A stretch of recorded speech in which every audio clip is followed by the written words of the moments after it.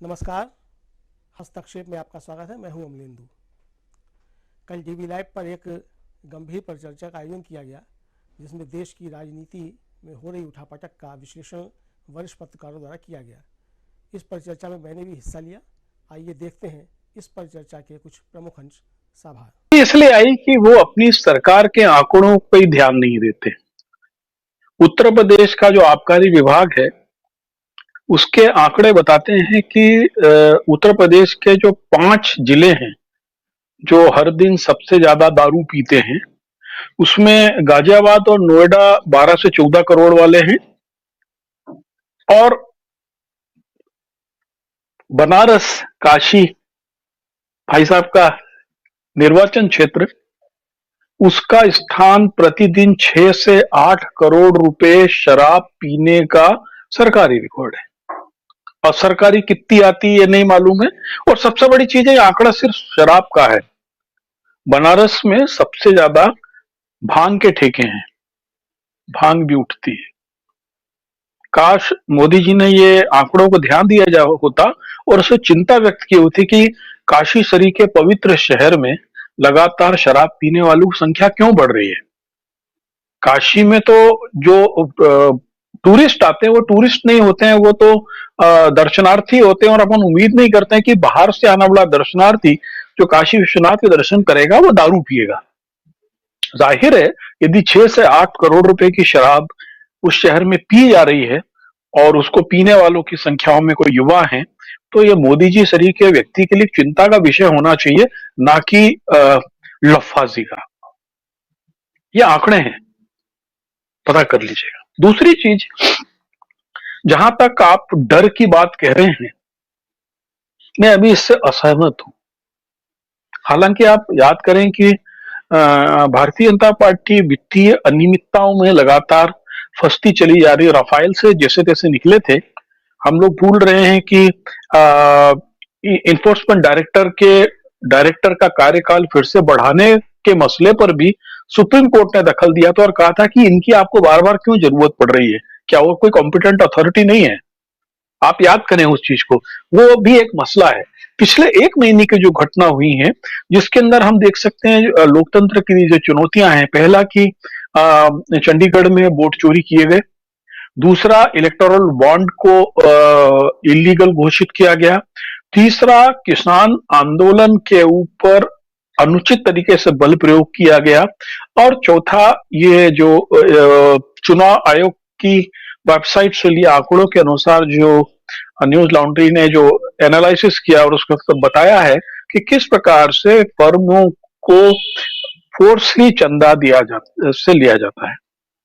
मैं यहाँ पर आपके डर वाली बात के लिए एक पंचतंत्र की कहानी सुनाऊंगा, आनंद लीजिए।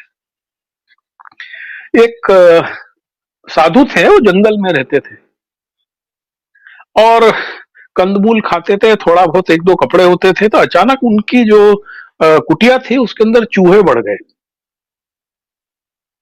और चूहे बड़े परेशान करते थे। तो जो साधु थे उन्होंने क्या किया कि अपना खाने पीने का, कपड़े का सामान एक टोकरी में रखा और अपनी झोपड़ी का जो सबसे ऊपर वाला हिस्सा था उस पर उसको बांध दिया, इस उम्मीद से कि अब शायद चूहे वहां तक नहीं पहुंचेंगे। एक युवा शिष्य भी उनके साथ आके रहने लगा था। तो वो उससे बात कर रहे थे, यार चूहे बहुत परेशान कर रहे हैं। वो संत व्यक्ति थे, उन्होंने बोला इनको मारना वारना नहीं है, ये भी एक जीव है।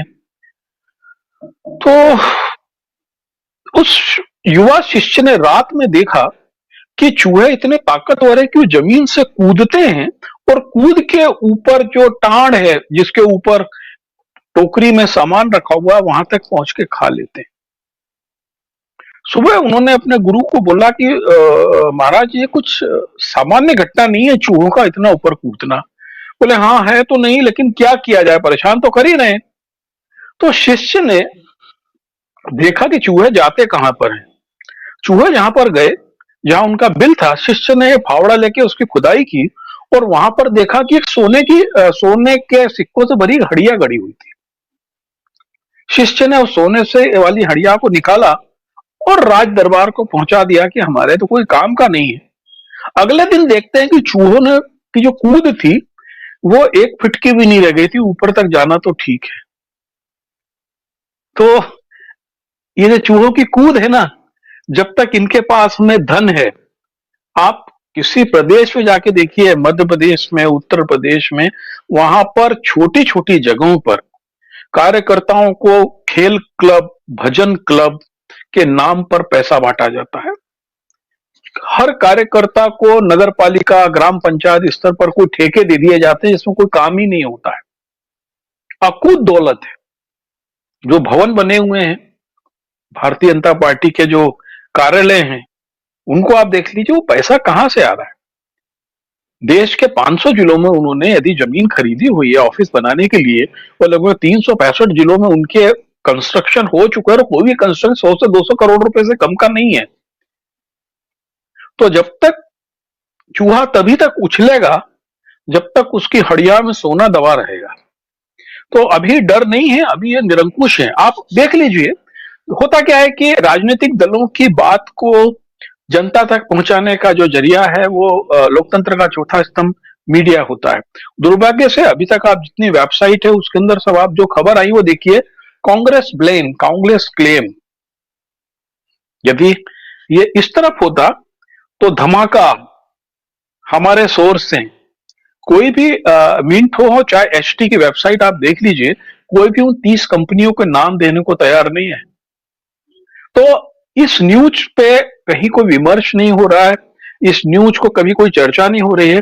कांग्रेस को इस मामले में थोड़ा सा अपना मोड ऑफ ऑपरेंडी बनाना चाहिए। मुझको लगता है कि कांग्रेस को देश के हर जिले के अंदर इसका खुलासा करना चाहिए कि कौन कौन सी कंपनियां और कितना कितना पैसा है, और इस पैसे का किस तरीके से दुरुपयोग हो रहा है। यदि ऐसा नहीं होगा तो ये जो मसला है, इसके पहले के जो मसले हुए, इलेक्टोरल बॉन्ड वाला, या चंडीगढ़ इलेक्शन वाला, या इलेक्शन कमीशन इन्फोर्समेंट डायरेक्टर के एक्सटेंशन को लेकर, या ईसी के मसलों को लेकर, आप देख लीजिए, एक राज्यसभा का सदस्य को ईवीएम के लिए कल पुलिस हिरासत में ले लेती है, कहीं पर टिकर भी नहीं चलता है।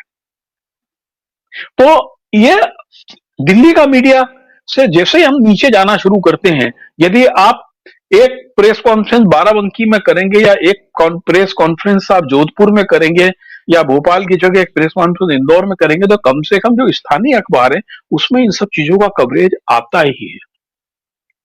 तो कांग्रेस को इसमें मोड ऑफ ऑपरेंडी को चेंज करना पड़ेगा यदि वास्तव में भय को देखना है। तो जाहिर है कि जिस प्रकार से इंडिया गठबंधन एक आकार ले रहा है, तो उसके अंदर ये बात है कि जो अभी तक लोग ये मान रहे थे कि कांग्रेस या इंडिया गठबंधन कहीं मुकाबले में नहीं है, अब वो एक्सेप्ट कर रहे हैं कि मुकाबले में है।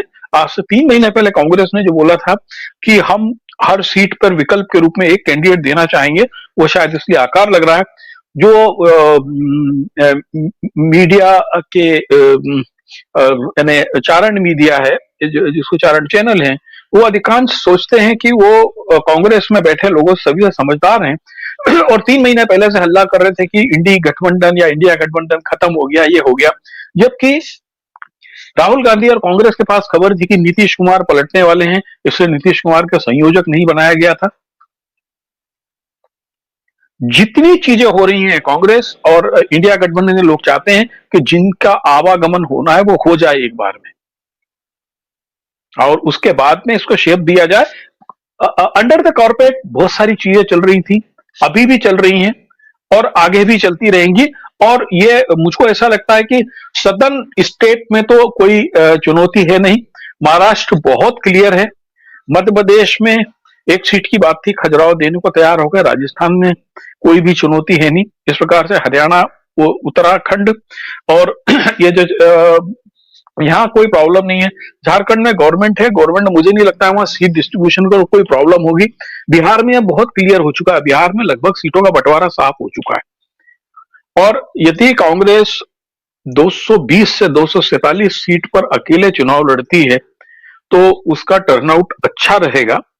और ऐसा नहीं है कि भारतीय जनता पार्टी जानती नहीं, उसके पास में ईडी, सीबीआई के अलावा उसके पास में रॉ के लोग भी हैं, आईबी के लोग भी हैं, और एलआईओ भी है जो डे टू डे इंस्ट्रक्शन दे रहे हैं, और वहां से रिपोर्ट आ रही है। और एक चीज और ध्यान देना होना चाहूंगा, आज मोदी साहब का जो भाषण दे रहे थे, जब वो नशे की बात कर रहे थे तो उनके चेहरे पे हवाइयां उड़ रही थी। वो चमक नहीं थी जो उनके में एक कॉन्फिडेंस होता है। और निश्चित ही इसीलिए अभी डर तो नहीं है, क्योंकि अभी ये सोने की हड़िया को खोदना बचाया है। लेकिन यह है कि मुझको लगता है कि सही रास्ते पर है और चुनावी टक्कर ठीक ठाक टक्कर बन सकती है। Thank you. आशा है ये वीडियो आपको पसंद आया होगा। इसको ज़्यादा से ज़्यादा शेयर करें, लाइक करें, सब्सक्राइब करें चैनल को, फेसबुक पेज को फॉलो करें और ज़्यादा से ज़्यादा इसको सब्सक्राइब करें।